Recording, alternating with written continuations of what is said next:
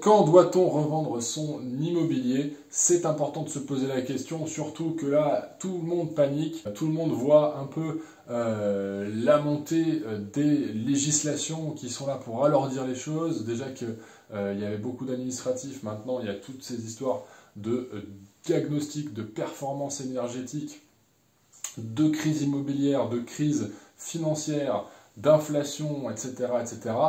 Quand est-ce qu'on doit revendre son appartement qu'on a acheté, son immeuble qu'on a acheté? Quand est-ce qu'il est bon de rester en cash en tant qu'investisseur? C'est ce qu'on va regarder aujourd'hui. Bonjour à tous, bienvenue sur Analyse Immo. Analyse Immo, la chaîne des investissements réels et rentables qui sont gagnants sur le long terme. Donc quand est-ce qu'il faut revenir en cash pour se positionner et en quelque sorte shorter le marché, c'est-à-dire parier à la baisse et se dire que le cash vaudra plus dans le futur? C'est ce qu'on va regarder ensemble. Donc le cash, bien sûr, c'est tout d'abord le pire des investissements puisque on est grignoté par l'inflation, on est grignoté par la baisse du pouvoir d'achat et du coup, il ne faut jamais rester en cash sur des périodes ultra long terme, ultra longues. C'est ce qu'on voit sur le graphique qui s'affiche ici sur l'écran. On a pris la monnaie de référence qui est le dollar, donc le dollar qui a perdu le moins de valeur sur toutes les devises. Et là, on voit qu'il y a un petit souci. Alors, imaginez sur les devises secondaires et les devises qui ne font pas le standard mondial, bah là, c'est encore pire. Et donc, c'est la catastrophe. Donc, quand on revend un bien immobilier en fonction du moment où on l'a acheté, en fonction de l'optimisation fiscale qu'on a faite aussi, on va faire une plus-value. La plus-value, c'est là qu'on va constituer un peu nos billes. Donc, évidemment, on ne revend pas un achat immobilier dans les 5 ans, hein, c'est bien connu, puisqu'on a les frais de notaire, rien que ça nous bouffe la performance. Donc voilà, il y a des choses à connaître. Et cette plus-value-là, moi je pense qu'elle est intéressante sur 2023-2024. C'est d'ailleurs ce que j'ai fait avec un de mes investissements à moi, qui n'avait pas la performance en termes de cash flow, en termes de rentabilité pure que j'attendais. Donc du coup j'ai pris la décision de m'en séparer pour pouvoir avoir justement ce qu'on appelle en anglais de la dry powder, donc de la poudre sèche, donc on va dire un matelas en cash à la banque pour pouvoir justement déjà montrer qu'on a un patrimoine financier bancaire, rien que ça c'est déterminant. On a la carte gratuite, le compte bancaire est gratuit, mais au-delà de ça, on a aussi la possibilité de déployer à tout moment un apport pour montrer qu'on a directement les garanties qu'il faut. Et en plus de ça, ben, du coup, c'est le meilleur investissement sur du court terme, attention, pas sur du long terme, puisqu'on a vu que ça se dépréciait fortement, mais sur du court terme, si on anticipe bien avec par exemple les indicateurs macroéconomiques qu'on voit, l'inversion de la courbe des taux directeurs, donc ça c'est hyper important, entre le temps court et le temps long. Si le temps court est mieux rémunéré que le temps long, alors qu'il y a plus de risques sur le temps long, bah, c'est quand même un indicateur que l'économie ne va pas très bien. Garder du cash sur une petite période peut permettre, dans ces cas-là, d'avoir des soldes lorsque tout le monde en manque. C'est ce qu'on appelle une crise de liquidité. Donc c'est le deuxième point dont je voulais vous parler. La crise de liquidité fait que, en fait, votre cash sera le plus prisé, quel que soit le prix des actifs en face. Et donc là, c'est hyper important. Par rapport à quelqu'un qui doit refinancer quelque chose, faire face à un imprévu, faire face à une dépense de santé, faire face à une voiture qui tombe en panne, faire face à plein de choses, en fait, un crédit qu'il n'arrive pas à rembourser. La crise des subprimes en 2008, les rois du pétrole, c'était ceux qui avaient gardé du cash parce que du coup, ils pouvaient aller sur le marché du refinancement, aller sur le marché des banqueroutes, aller sur les ventes aux enchères et récupérer des maisons à moins 50, moins 60%, moins 70%. Bien évidemment, souvent, ce sont les grands établissements financiers ou les grandes entreprises, les grands fonds d'investissement qui ont du cash, mais les particuliers peuvent aussi bénéficier de ce système. Et c'est un peu quelque chose que moi je garde sous le coude parce que je me dis, ok, c'est s'enrichir sur le malheur des autres, désolé, mais le malheur il arrive quoi qu'il arrive. Donc autant être celui qui récupère les actifs à bas coût plutôt que de les laisser aux fonds d'investissement, aux banques, etc. et à ceux qui gagnent à tous les coups. Voilà, donc ça c'est un peu la stratégie global, lorsqu'il y a une crise de liquidité, votre cash est roi. Votre cash permet d'acheter beaucoup plus de choses. Et d'ailleurs, les crises de liquidité, elles n'ont pas lieu qu'entre les particuliers ou entre les entreprises, etc. Elles ont lieu aussi sur les marchés financiers.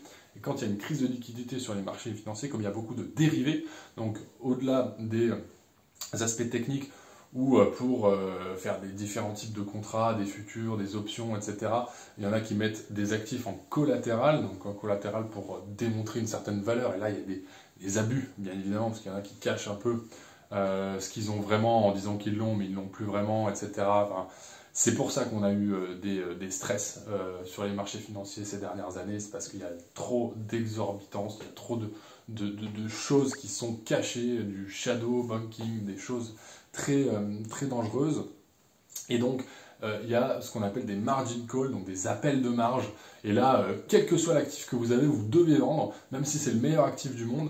Pourquoi? Parce qu'en fait, vous avez des dettes et des contrats que vous devez remplir, sinon vous faites faillite.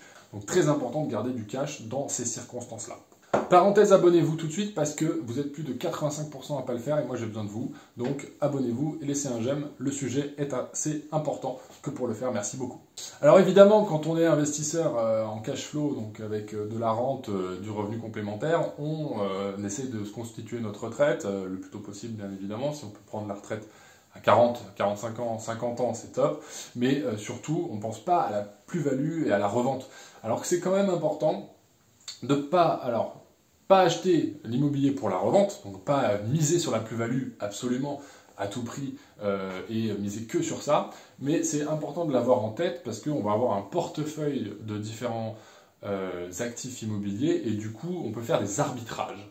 L'arbitrage, c'est très important, c'est revendre pour acheter mieux, ailleurs, etc. Cette ville-là, elle est un peu trop regardée par les investisseurs, elle a surperformé le marché, donc du coup, pourquoi pas revendre ici pour acheter un marché immobilier, parce qu'il y a plusieurs marchés immobiliers, il n'y en a pas qu'un, qui est ignoré par les investisseurs, ça peut être une stratégie. Pourquoi pas revendre l'immobilier pour acheter d'autres actifs qui sont ignorés par les investisseurs, donc ça peut être une autre stratégie. Et pourquoi pas aussi acheter à l'étranger ou dans d'autres pays qui sont pas du tout regardés. Alors attention aux risques géopolitiques bien sûr, mais voilà, il y a des choses qui sont possibles dans la gestion d'un patrimoine à long terme. Donc quand on revend, bien sûr, faire attention à l'impôt sur la plus-value, faire attention qu'on a bien remboursé les frais de notaire, donc pas revendre avant 5 ans, principalement, principe de base. La raison de revendre qui est acheter quelque chose de moins cher, pas en termes de prix, mais en termes de valeur. Et donc on espère avoir non seulement une rente, mais un gain potentiel, une asymétrie de risque qui est plus intéressante sur le moyen et le long terme que ce qu'on a déjà. Autre raison qui est évoquée souvent, on peut évidemment revendre lorsque notre crédit est remboursé. Alors ça, c'est souvent le cas aussi quand on a un crédit différé. Quand on a un crédit différé, on paye d'abord les intérêts, ensuite le principal, et ça c'est hyper important. Aussi, on peut avoir un crédit différé pour les travaux. Donc là, on peut se dire, en fait, j'ai plus de dettes, donc j'ai plus d'effet de levier, et si j'ai plus d'effet de levier, est-ce que je ne pourrais pas rembourser du coup la fin du crédit par anticipation, par exemple, ou revendre mon immobilier pour justement avoir un autre crédit, faire un effet de levier plus important. Et ça, c'est le principe des intérêts composés. Une fois que le crédit est remboursé, on est gagnant, on a réussi notre pari, on n'a pas craqué pendant toutes ces années, la banque ne nous a pas saisi, du coup, voilà, j'exagère un peu, je fais de l'oiseau de mauvais augure, mais voilà, c'est une stratégie qui est à mettre en place et on peut acheter une action à dividende qui, dans tous les cas, est un gros mastodonte qui ne fera pas faillite parce qu'ils ont des bons comptes de résultats, bilan financier, etc. On peut acheter un autre investissement immobilier là en ayant un effet de levier et on peut faire du placement, on n'est pas obligé de faire de l'effet de levier toute sa vie et quand on fait du placement, on peut avoir des actifs plus ou moins protecteurs ou des actifs plus ou moins spéculatifs. Faites quand même attention aux conditions pour sortir. Là, on parle du cas où le crédit est remboursé totalement, où il est proche de son terme. Quand vous remboursez par anticipation, il y a souvent des frais qui sont associés. Et là, l'investissement, c'est quasi sûr qu'il fait plus sens. Donc là, vous avez perdu des billes, donc réfléchissez bien avant de vous lancer. C'est pour ça qu'il faut faire appel à des professionnels pour vraiment regarder les chiffres mathématiquement de manière froide, sans émotionnel, et sur le long terme, de préférence, pour éviter les grosses surprises. Et si on évite 80% des risques, on fait des erreurs, on fait tous des erreurs, hein, c'est sûr, mais au moins elles ne nous sont pas fatales. Et la dernière raison qui nous pousse souvent à revendre, c'est l'achat d'une résidence principale si on ne l'a pas déjà fait. Donc si on ne l'a pas déjà fait, moi ce sera mon cas, c'est sûr, parce que je n'achèterai pas ma résidence principale avant qu'elle ne me coûte un certain petit pourcentage de mon patrimoine total. Je garde les chiffres pour moi, ne m'en voulez pas.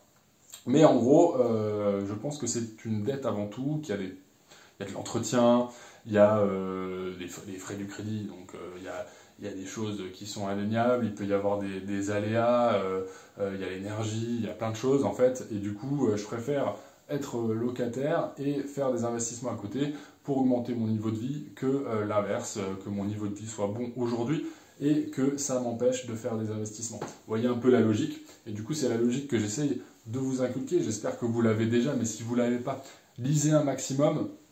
Il y a des tas de bouquins qui sont dédiés à ce genre de choses, les finances personnelles.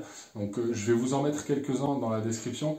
Je pense que c'est les plus importants, ceux que j'ai lus qui m'ont principalement marqué, hein, et c'est des principes que j'applique encore aujourd'hui, alors que c'est des bouquins que j'ai lus il y a 5 ans. Donc je vais vous en mettre quelques-uns qui vont s'afficher. Donc ici, je mettrai des vignettes et puis je mettrai aussi des liens dans la description. Donc ça, c'est hyper important.